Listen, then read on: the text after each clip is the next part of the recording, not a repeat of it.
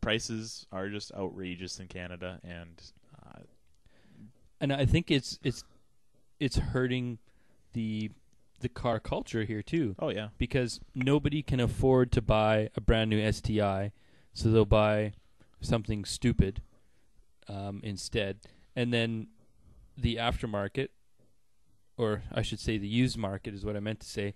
When they try and sell these cars, there's fewer of them in the pool, right? So then we fight over them and the price is inflated. Exactly. It's just self-defeating. Which is why you run into 06 STIs in Canada for 30 to 40 grand. Yeah, because that's what they're worth. Yeah. And you could... Okay, here's my question. You can import basically a brand new U.S. car, right? Yep.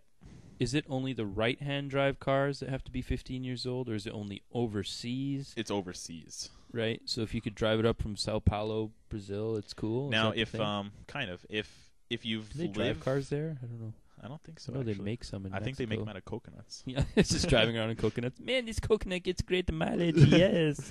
Yes.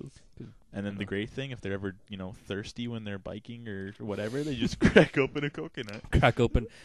What happened to your car? I got too thirsty. I know my Brazilian accent keeps changing to Italian stuff. But yeah. Let's say, for all you people who are listening outside of the U.S. or Canada, and you want to move here. Don't. That's step one. Don't. Yeah, step one. Just is, don't. Yeah, hijack the plane, turn around, blame it on Kapton wiring. Exactly. Yep. So let's say you're living in Europe, and you have an R34 GTR V-Spec 2, which I just busted a nut thinking about it. Yeah, exactly. Nuts are busting. Let's say you have that. You're not going to bring that over because it's illegal, right?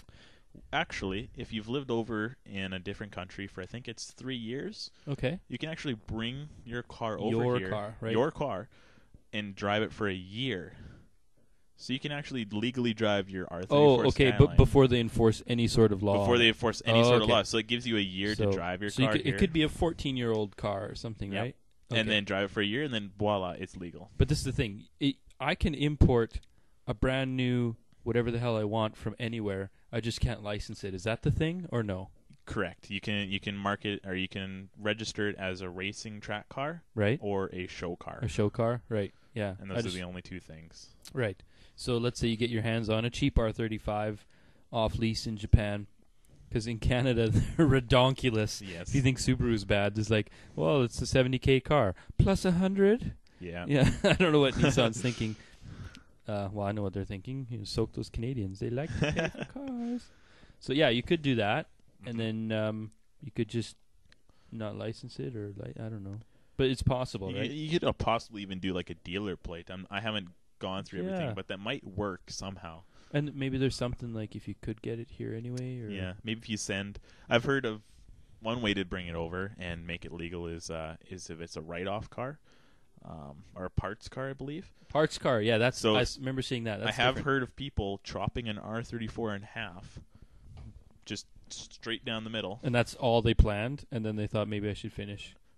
They're just like, what do you want to do this weekend? Let's chop my R34 in half. That's all they planned. What they do is, they chop it in half. Yeehaw. They ship it over to Canada. Right. It's a totaled car. Right. Or a parts car, and then they weld it back together, and then it's legal. In Japan? And it's legal. And then they drive around and shoot ducks in it. Yeah, basically. That's where we live. So if you are looking for a fun car, just saw your car in half. Just be like, I'll take it. Bring out the Sawzall. Just make sure they weld it back together straight, or you may have some problems. Yeah, exactly.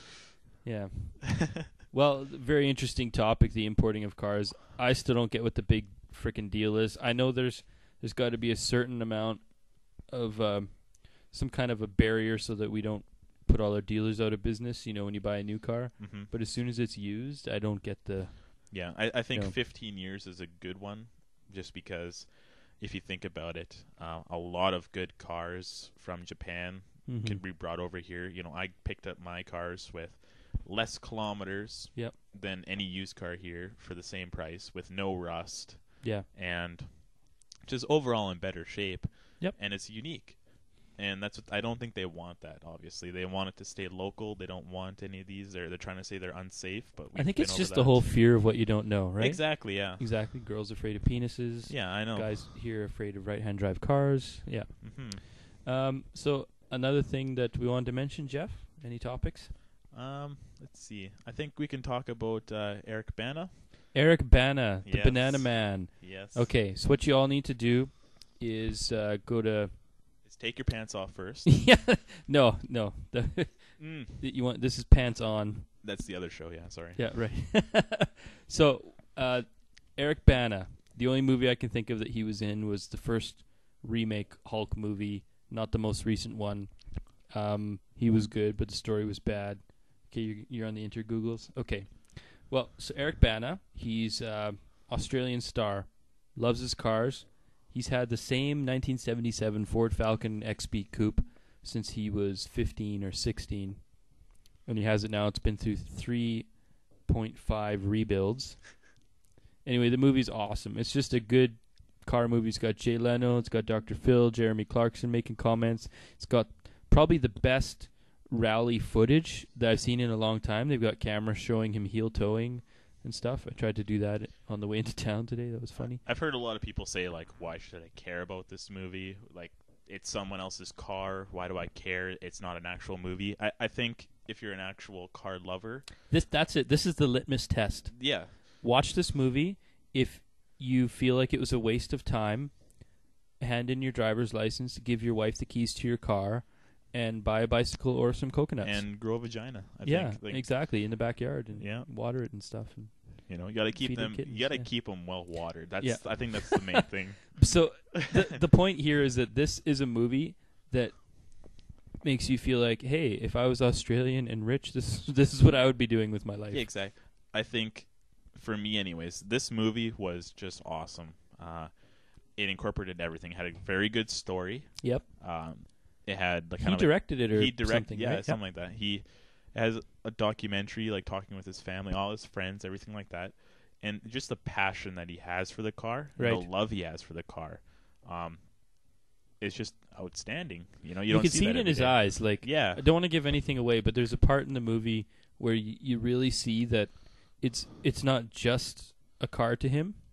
And it's kind of interesting because Jeff and I both hate our cars because they give us problems, but at the same time, you know, it does grow on you. It becomes a part of your expression, like who you are. Part of the movie is they ask someone special, you know, can you have a relationship with a car? Yeah. And as soon as they asked that on the movie, I was like, yes, you can. Yeah. You know, whenever I drive my car hard, or you know, I missed a shift or something. You drive it hard, Jeff. I drive it really hard. Yeah. But whenever I miss a shift or whatever, I pat the dash. I talk to the car. I'm like, you know, I'm sorry I did that. I suck. I'll be better next time. Mm-hmm. I might even go so far as to say is we look after our cars more than we do our own bodies. I would say so, yeah. I would say so, yeah. I mean, when I shave my car way more than I shave my face. Yes, well, I mean, a Brazilian on the car is freaking hot. Yeah, you got to wait till that's been off for a while. You got a list there of Eric Bana's movies. Anything notable? Some ones that people might know would be a Black Hawk Down. Ah, yes. He was actually a voice in Finding Nemo. Well, yeah. What voice was he on there? No idea. I'm not going to check. It's probably some Australian voice. I wonder if it was that stork thing. The thing where he scoops up the fish in his beak and takes them to the thing. With the stuff. You know that movie with the guy and he walks and he has the hair? Oh, what's his name? He's got the nose with the teeth. Yeah. Yeah, it's not telling me. But anyway, so he's a pretty popular dude. I'll list off some other ones just really quick. The Hulk, Troy, Munich. Troy, right. Yeah. Star Trek, even. The latest Star Trek new one? movie. Yeah. What did he play in this one? Does it say? Let's see if I can find it. Bring that shit up. It looks like Nero. Is that what it is? Oh, no way. He was the bad guy? Yeah, it looks maybe. Sweet. Yeah, I guess. No, he's just one of those guys that he could play anybody and you wouldn't know it because he's so like, it's like when you're in elementary school and you're like, draw a car, and you draw a car, it looks like a Carolla. It's like, draw a man, and it looks like him. Looks like Eric Bana. Yeah. Man. Yeah, he's in Funny People and The Time Traveler's Wife for all you girls out there. Oh, yeah, I wanted to see that one. The girls, by the way, not the movie. Okay, yeah. Never seen a girl before. But, I drive I think a Chevy. just overall, it's an excellent movie. If you like cars at all, you should check it out. Yep. Love the Beast. Love the Beast.